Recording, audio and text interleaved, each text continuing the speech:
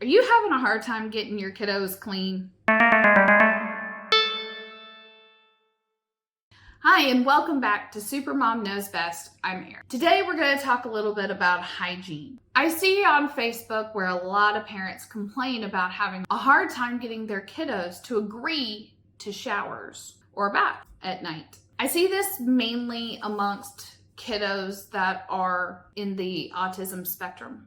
And while I don't have a whole lot of tips that you can use once they get older, my tips are mainly for when they're younger. See, I'm raising two boys. I'm raising two special boys. I'm raising two smart boys.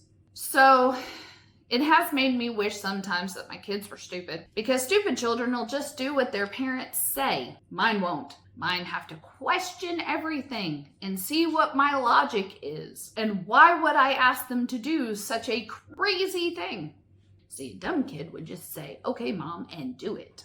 But as my husband informs me, I don't really want stupid children. And no, I don't. I love that they're brilliant, but gosh, it would be nice if they would just do what I ask without arguing.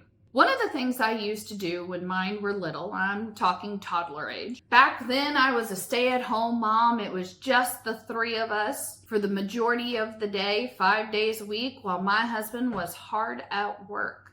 And there would be those afternoons where I had it up to here and was ready to put them on a curb. And instead of putting my children on a curb with a suitcase and a sign that says I will play for fun, I decided to throw them in the bathtub. We had a big old garden tub when they were little, which I'm sure felt like a swimming pool to them at the ages of 2 and 4.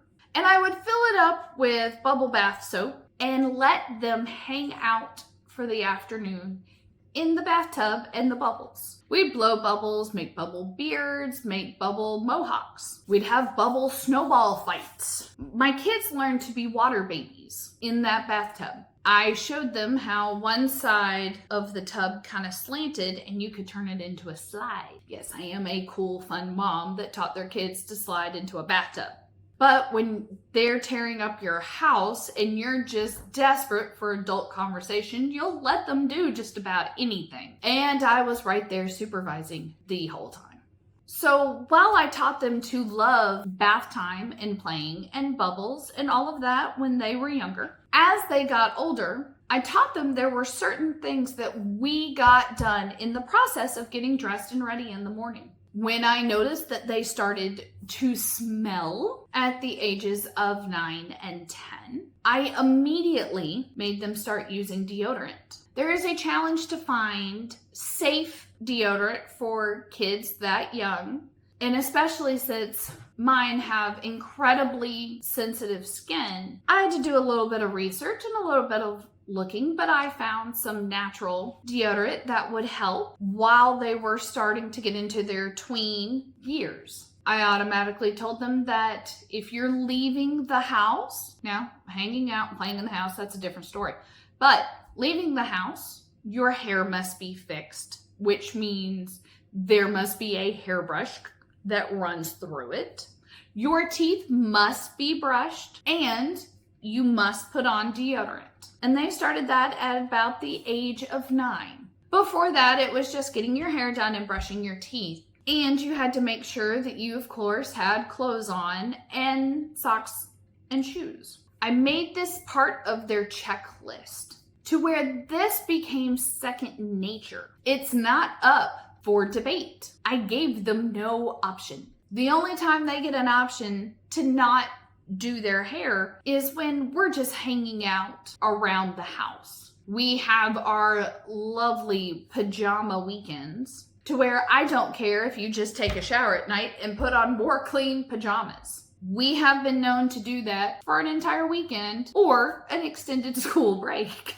Because let's face it, if they don't want to get dressed, I probably don't want to either. But you have to brush your teeth and you have to at least run a comb through your hair. It doesn't have to be fixed, it doesn't have to be styled, but you have to at least brush it. I wish I had some wisdom because I know a lot of parents struggle, especially when their kiddos are getting into those teenage years to where the smell is more noticeable. If you have teenagers, you know what smell I'm talking about. But by that time, the kids have not been trained and they think they have a say. As I've said before, I don't believe in giving children much of a say. I'm a dictator that way. Yes, they can have their opinion on which t-shirt you're going to wear. This one or that one that I've made sure matches your gym shorts. I'm fair and I will compromise. I don't want you to be uncomfortable, but you will match and you will look nice. I don't want my children to look like their mom doesn't care. Again, call me crazy and a dictator for that. But I've never been one to let my children go out in superhero costumes or their pajamas. We got dressed if we're leaving the house. If we're in the house, I don't care what you wear. You can run around in a cape all you want. You're in the house. It's fine. Outside, it's a different story. I want you to look put together. Again, I want you to look like your mom cares. That doesn't mean being dressed in Ralph Lauren and Gucci. That just means looking like you match. Looking like your mom put forth some effort in brushing your hair. It goes back to my video of if you can train a dog, you can train a kid. You have to do these things like hygiene from the beginning. You have to show them that it's important. You have to show them that it's important enough for you to do it as well. If they don't see you brushing your teeth twice a day, why are they going to agree to it? Or if they don't see you flossing, if they don't see you putting on deodorant. But I don't want my children in my bathroom. I don't want them to see me. Why? That's how kids learn. They learn by example. They see what we're doing. It's just like potty training. If they don't see you sitting on the potty, why are they going to?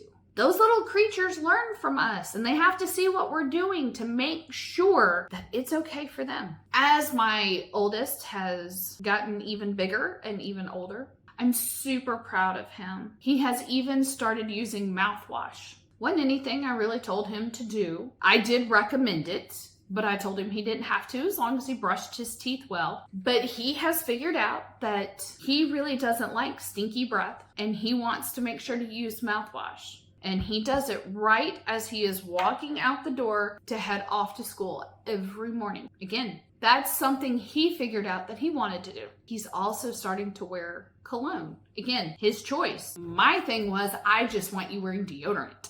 If you choose to put on cologne so you smell nice, go for it, my friend. Now, if I can get him to agree to shave, I'll be a really happy mom. Teenagers are tough. It's like dealing with a stubborn 3-year-old again, except they're larger this time. And now they really think they have a say and an opinion. If you start back with them young enough, you can train them to know that it's ultimately your call. Be reasonable, compromise to reasonable requests, but ultimately it's your call.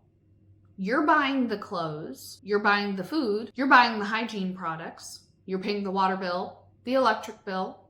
They're just living here rent-free. Don't let them run all over you. You're in charge. They're just lucky to be here. So, I hope you found some of this helpful. Thank you for listening. I hope you liked what you heard. Please do me a favor and share and subscribe and smash that like button, and I'll see you next time.